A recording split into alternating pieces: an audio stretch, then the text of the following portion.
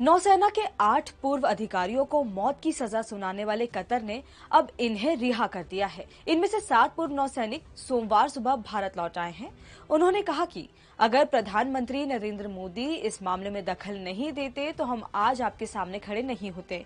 हम भारत सरकार का धन्यवाद देते हैं। फैक्टर विदेश मंत्री एस जयशंकर, जिन्होंने 8 दिसंबर 2022 को संसद में कहा था कि कतर से सभी 8 भारतीयों को वापस लाया जाएगा। अपने बयान को अमली जामा पहनाने के लिए विदेश मंत्री ने जबरदस्त कूटनीति अपनाई। उन्होंने विदेश मंत्रालय से ऐसा कोई बयान नहीं जारी होने दिया जिससे बात बिगड़े, साथ ही सभी तरह की कानूनी और दूतावास संबंधी मदद ली। दूसरा फैक्टर राजनयिक दीपक मित्तल। 1998 बैच के इंडियन फॉरेन सर्विस अधिकारी दीपक मित्तल इस वक्त पीएमओ में ऑफिसर ऑन स्पेशल ड्यूटी यानी ओएसडी है।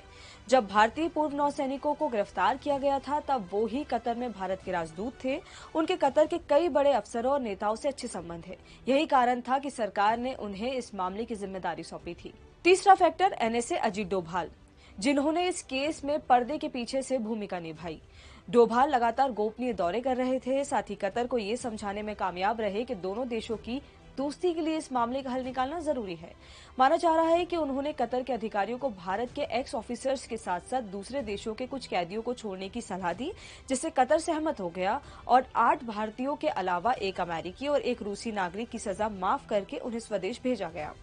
चौथा फैक्टर प्रधानमंत्री नरेंद्र मोदी, जिन्होंने 1 दिसंबर को दुबई में हुए COP28 शिखर सम्मेलन में भाग लिया था। मोदी ने सम्मेलन से अलग कतर के अमीर शेख तमीम बिन हमद अल थानी से मुलाकात की थी। इसमें उन्होंने कतर में रह रहे भारतीयों की सुरक्षा और भलाई का जिक्र किया था। माना जा रहा है कि इसी बैठक में पूर्व नौसैनिकों की सजा पर भी बात हुई थी। इसके बाद ही कतर का रुख बदला था। और पांचवा फैक्टर 78 अरब डॉलर की डील।